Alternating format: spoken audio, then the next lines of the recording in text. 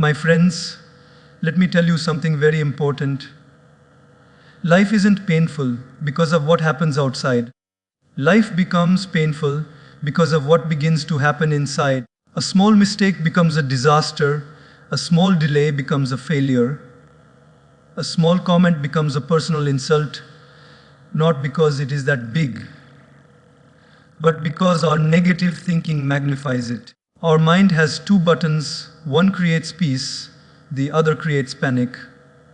And sadly, many people are pressing the panic button all day long without even knowing it. But imagine a life where your mind becomes calm, clear, confident. Imagine a life where instead of overthinking, you overcome. Instead of doubting, you decide. Instead of reacting, you rise. Today, I am going to share with you the real, practical, life-changing ways to kill negative thinking, not temporarily, but forever. Let's begin. My friends, the biggest problem with negative thinking is not the thought itself. It's that we don't even realize when it begins. Your mind speaks to you every second, sometimes softly, sometimes loudly, sometimes truthfully, and sometimes completely misleading you. But here's the catch. Most people are not even aware that their mind is talking to them. It is like walking with a friend who keeps whispering in your ear, "You can't do it. You're not good enough. People don't like you. What if this goes wrong?" But because you've been hearing that voice for years, you start believing it is you. Let me tell you a small story. A man once went to a teacher and said, "My mind troubles me too much. I don't know what to do." The teacher smiled and said, "Sit quietly for 10 minutes and just listen." The man listened, and he was shocked. He said, "My mind is constantly talking. It doesn't stop." The teacher replied, "Now you have found the real problem. Not the world outside, but the world inside. Awareness is the beginning of transformation. You cannot fix a leaking pipe unless you first see the leak. You cannot clean a dirty room unless you first see the dirt. And my friends, you cannot stop negative thinking unless you first see the thought. Awareness is like switching on a light in a dark room. The darkness didn't go anywhere. You simply turned on the light, and you could finally see what was hiding in the shadows. The same is true for your mind.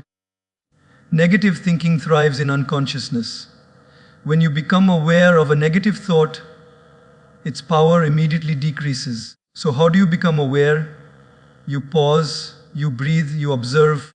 The moment a negative thought arrives, instead of reacting emotionally, you step back and ask, where is this thought coming from? Is this old fear speaking? Is this my insecurity talking? Is this the truth, or just a story my mind is creating? When you ask these questions, something magical happens. You move from being inside the thought to watching it from the outside. From the driver's seat, negativity controls you. But the moment you shift to the observer's seat, you control the negativity. Remember this: awareness is not fighting with your thoughts. Awareness is simply recognizing your thoughts the moment they appear. Because a thought you can see clearly is a thought you can change. A thought you notice is a thought you no longer obey. A thought you observe loses its power to control your emotions. My friends, your inner dialogue is the script of your life. Change the script and you change the story. But the first step is awareness, because you cannot silence the voice in your mind until you first hear it consciously. And once you master this art, negative thinking will no longer sneak into your life quietly. You will catch it, you will confront it, you will rise above it. Awareness is your first weapon to kill negative thinking forever. My friends, One of the greatest misunderstandings human beings live with is this: we believe every thought that comes to our mind. But let me tell you something very honestly: your mind is not always telling the truth. In fact, many times your mind is simply telling you a story created from your fears, your past hurts, your insecurities, and your assumptions. Imagine a small child who sees a shadow on the wall and believes it's a monster. The monster looks real, the fear feels real. The heartbeat becomes faster, the body freezes, the anxiety rises. But the shadow was only a shadow. There was no monster. This is exactly what your mind does. It shows you shadows and convinces you they are monsters. It shows you possibilities and tells you they are guaranteed outcomes. It shows you fears and convinces you they are facts. Our mind says, people are judging you. You will fail. You are not worthy. You don't deserve happiness. What if everything goes wrong? But ask yourself, is any of this proven? Is any of this factual? Or is your mind predicting the worst case scenario because it is trained to protect you by scaring you? Your mind loves to create stories, and negative thoughts are often the result of your mind protecting you, over analyzing everything, and assuming danger where there is none. Just because a thought feels powerful doesn't mean it is true. Just because a thought feels urgent doesn't mean it is right. And just because a thought has been repeating for years doesn't mean it deserves your obedience. Let me share a simple example. If someone tells you once that you are not talented, that is their opinion. But if your mind keeps telling you daily, maybe they were right, maybe I'm not capable, maybe I shouldn't even try, that is not truth. That is conditioning. And the saddest part, we believe our mind more than we believe our potential. Your mind has learned to exaggerate negativity because the brain is wired for survival. Survival means detecting threats, even imaginary ones. So your brain will always highlight the danger, but it will not highlight your strength unless you train it. You have to learn to look at a thought and say, wait, hold on, just because my mind is saying this doesn't mean it's reality. This one sentence can save you from so much pain. When a negative thought appears, take a pause and ask yourself, is this thought based on facts or fears? Is this my intuition speaking, or my insecurity trying to scare me? Is this the truth, or just an old wound being replayed? This small gap, this small moment between the thought and your reaction is where your freedom lives. If you can learn to doubt your doubts, question your fears, and challenge your negative interpretations, you will regain the inner control that negativity stole from you. Your thoughts are guests.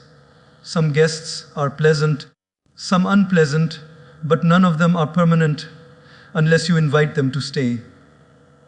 You are not your thoughts. You are the one who observes your thoughts.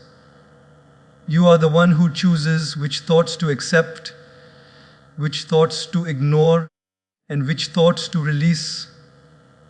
Once you understand that your mind is a storyteller, once you stop treating every thought as a command, once you start saying, this might not be true, the grip of negative thinking begins to loosen, slowly, steadily, powerfully.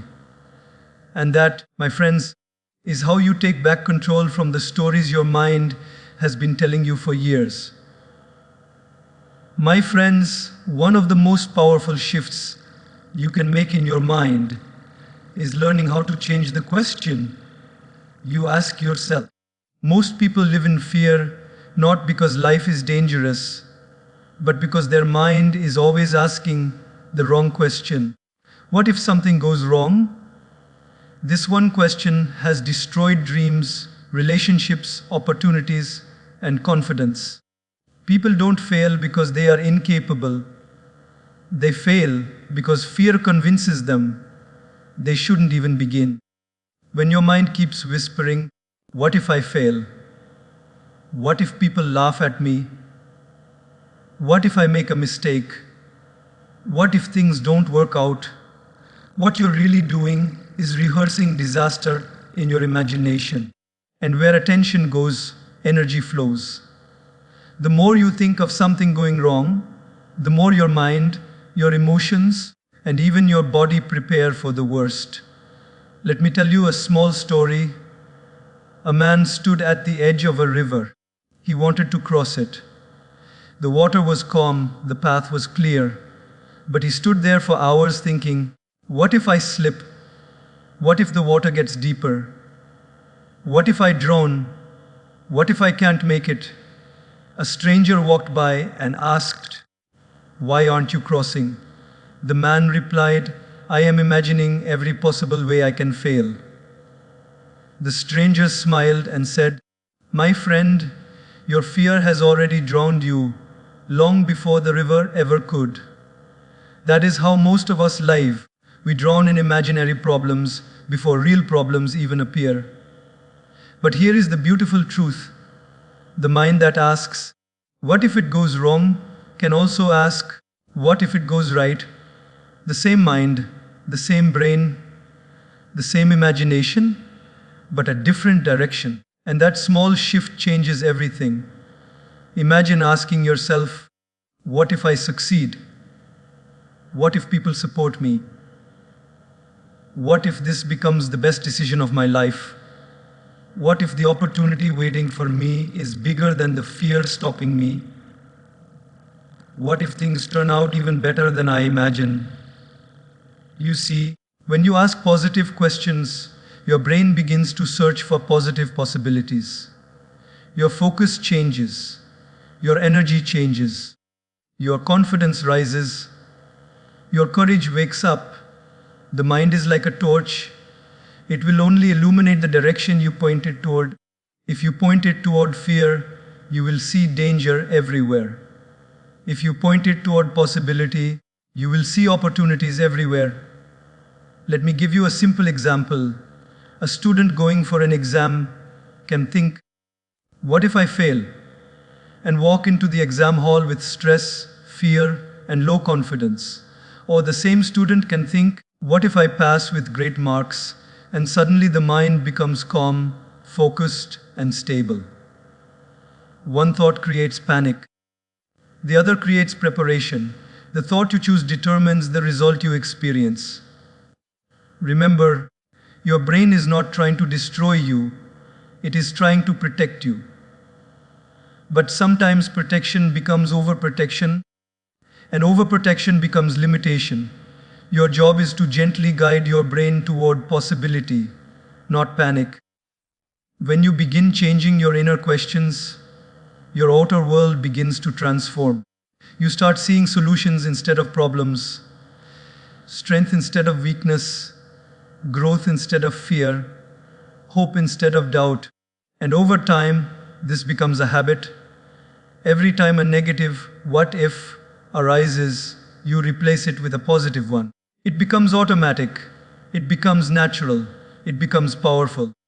Because the truth is simple, your life goes in the direction of your strongest thoughts. If your strongest thoughts are fear, your life shrinks. If your strongest thoughts are possibilities, your life expands. So the choice is yours, not in what happens, but in what you choose to focus on.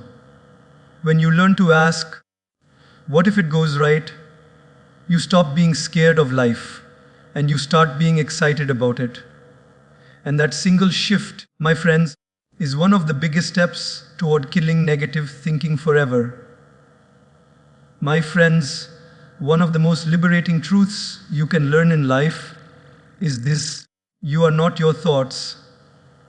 Your thoughts are events happening in your mind, just like clouds moving in the sky, just like waves rising in the ocean, just like cars passing on the road. But the problem is, we get attached to those thoughts. A negative thought arises, and immediately we say, "This is me. This is my reality. This is my truth." And that attachment gives the thought a power it never originally had. Imagine sitting on the side of a road. Cars are passing by. Some are noisy, some smooth, some fast, some slow.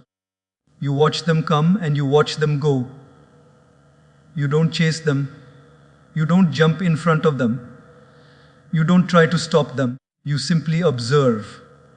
But now imagine if you suddenly started believing every car on the road belonged to you. You would panic. You would run behind every vehicle.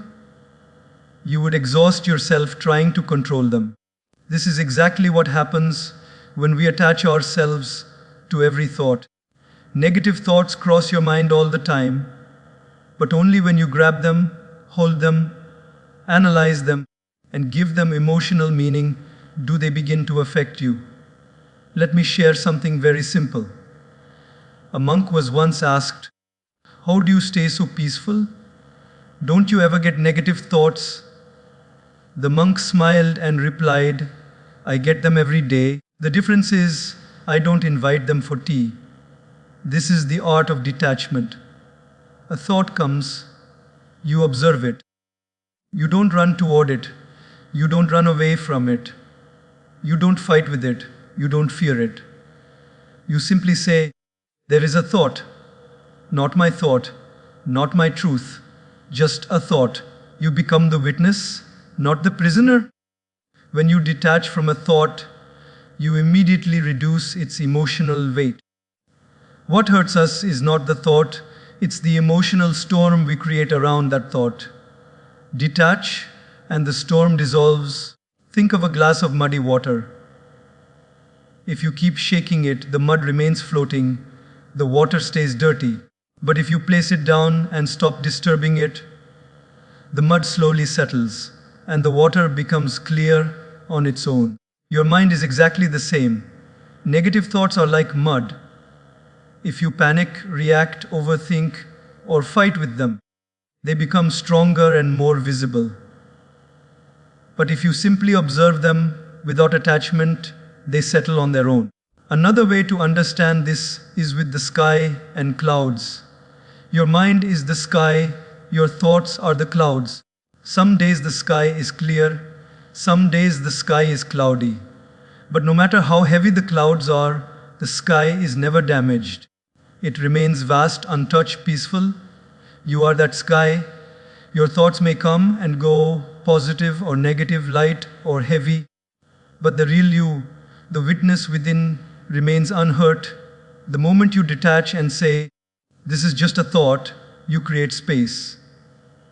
Space between you and the negativity. Space where peace can enter. Space where clarity can grow. Space where emotions can soften. Detachment does not mean ignoring thoughts. It means not surrendering to them. It means recognizing that a thought is an event, not an identity. A passing moment, not a permanent truth. A visitor, not the owner of your mind. When you master this art, negative thinking loses its sharpness. It stops controlling your mood, your decisions, your confidence, your peace. You no longer get overwhelmed by what your mind creates.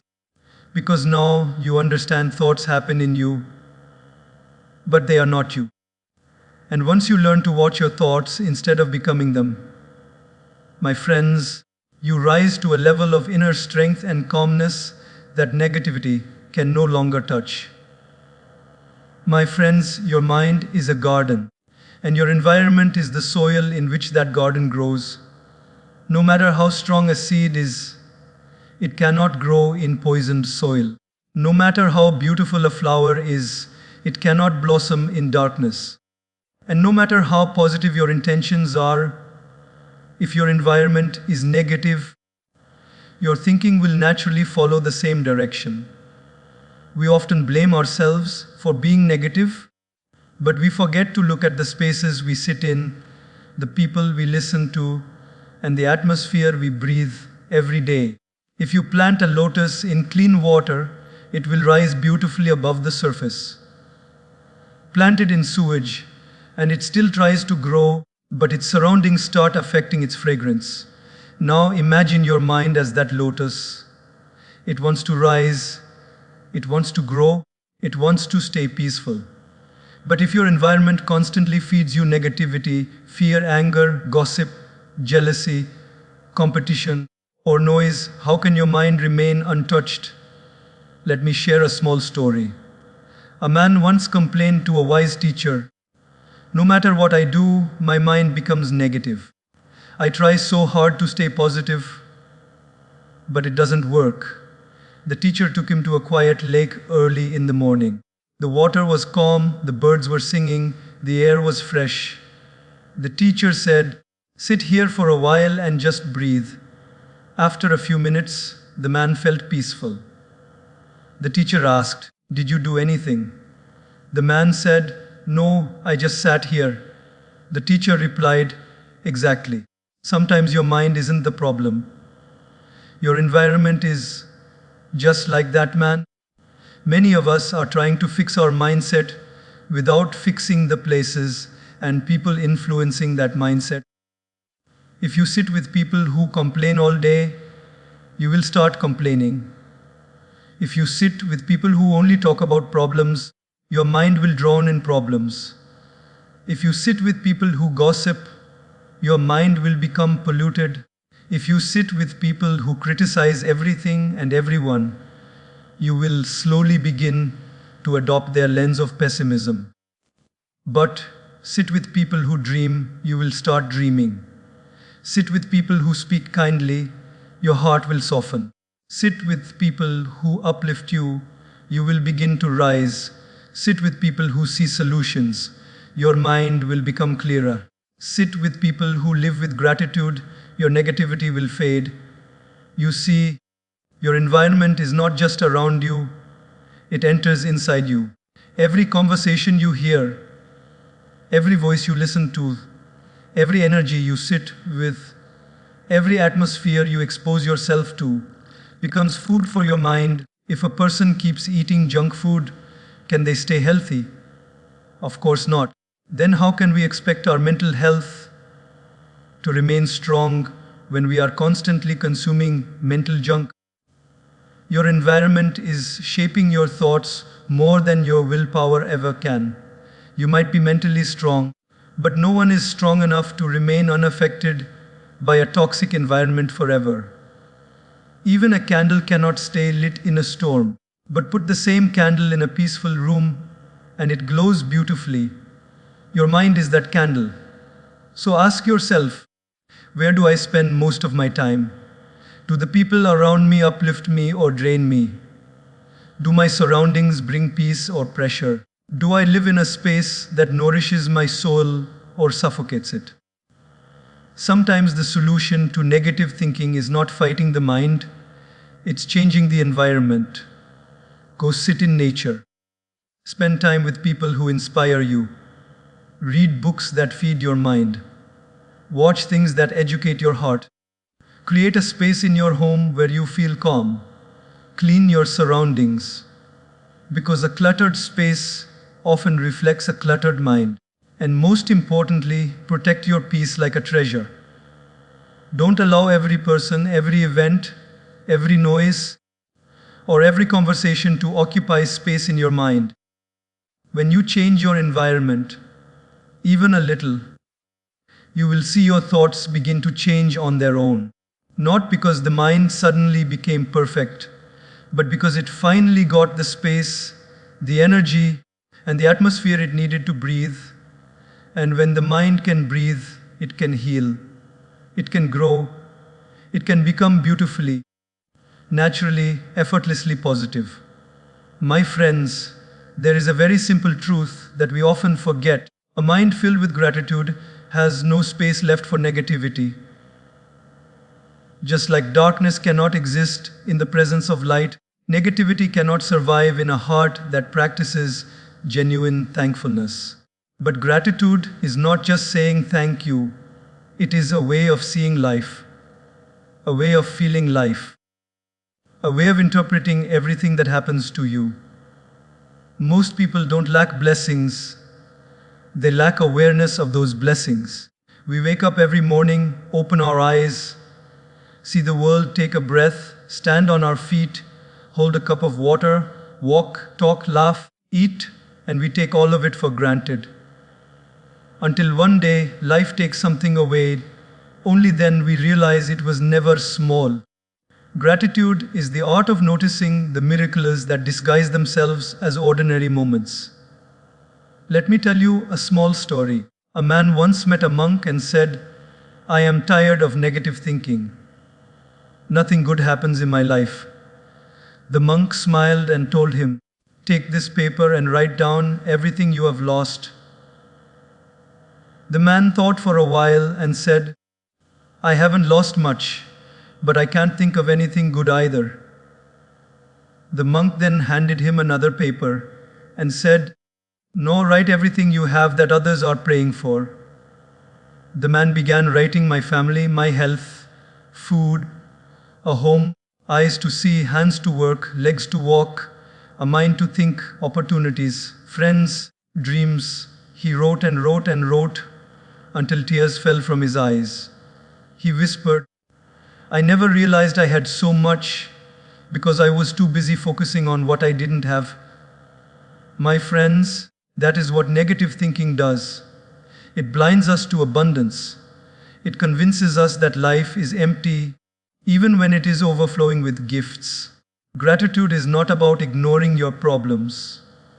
It's about refusing to let your problems overshadow your blessings. Every morning you have two choices: focus on the problem or focus on the possibility. Gratitude pushes your mind toward possibility. When you begin your day by acknowledging what's good, your nervous system relaxes, your thoughts calm down, your heart opens, and your mind becomes stronger. And slowly, negative thinking starts losing its grip. You can try it yourself. Before going to bed, sit quietly and list 3 things you are grateful for. Not big things, but small ones: a peaceful evening, a warm meal, a good conversation, a lesson learned, a moment of laughter. This simple act rewires your brain. Science now confirms what ancient wisdom always taught. Gratitude literally strengthens the pathways in the brain responsible for positivity, stability, and resilience. It is like adding fresh water to a dirty glass. The more you pour in, the more the dirt gets diluted. The more gratitude you pour into your mind, the more negativity gets washed away. You see, when you complain, your mind becomes heavy. When you are grateful, your mind becomes light. When you complain, you magnify problems. When you are grateful, you magnify blessings. When you complain, you lose peace. When you are grateful, peace comes running back. Gratitude turns what you have into enough, and what you are into more than enough. But here is the most beautiful part. Gratitude changes your emotional climate. A grateful heart is calm. A grateful mind is clear. A grateful person sees beauty where others see flaws, possibility where others see limitations, and lessons where others see failures. Negativity cannot grow in such soil. It slowly dies out because the emotional environment no longer supports it. Gratitude is not just an emotion, it is a shield. A shield that protects your mind from unnecessary comparisons, jealousy, fear, and self-doubt. Practice gratitude long enough, and you will notice something magical. You start complaining less, appreciating more, fearing less, trusting more, worrying less, and living more. Because the heart that remembers to say thank you cannot remain negative. When you train your mind to see what's right before reacting to what's wrong, negativity loses its power over you. And that, my friends, is how gratitude becomes one of the strongest medicines for killing negative thinking forever. My friends, one of the most powerful ways to kill negative thinking forever is to master the art of reframing, changing the way you interpret what happens to you. Life is not happening to you. Life is happening for you. But most of us don't see it that way because our mind has been trained to interpret every challenge as a threat, every delay as a failure, every mistake as a weakness, and every setback as a punishment. The event itself is not the problem. It is the meaning we attach to the event that creates either peace or pain. Two people can face the exact same situation. One becomes discouraged, the other becomes determined. One breaks, the other bends and grows. One falls into negativity, the other rises with wisdom. The difference is not the problem. The difference is the perspective. Let me share a story. A famous sculptor was once asked, "How do you create such beautiful statues from a block of stone?" He smiled and said, "I don't create the statue. The statue is already inside the stone. I simply remove whatever is not needed." Life works the same way. Your difficulties are not destroying you. They are removing what is not needed. Your ego, your fear, your impatience, your attachment, all of it is being carved away. But when something goes wrong, we immediately think, why me? Why is life so unfair? Why am I the one suffering? Why can't things be easy? This interpretation is what starts the cycle of negative thinking. Let me explain with something simple.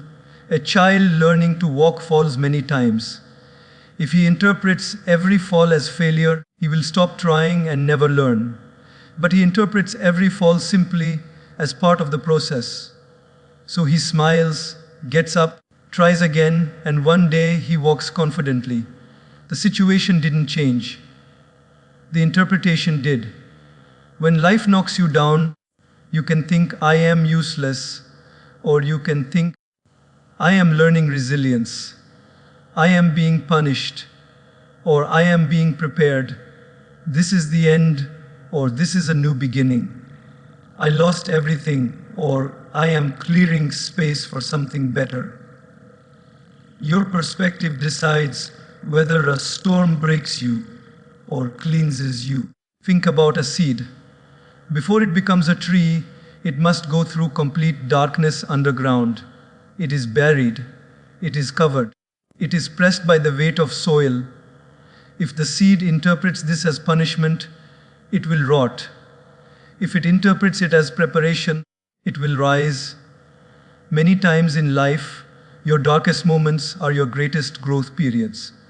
But because the mind only sees discomfort, it starts narrating stories of negativity. Every challenge you face carries a hidden gift inside it. But only those who reframe the situation can see the gift. A delay is not a denial, it is redirection. A rejection is not humiliation, it is protection. A mistake is not stupidity, it is education. A heartbreak is not the end of love, it is the beginning of self-discovery. When you learn to reinterpret your experiences, you stop asking, "Why is this happening to me?"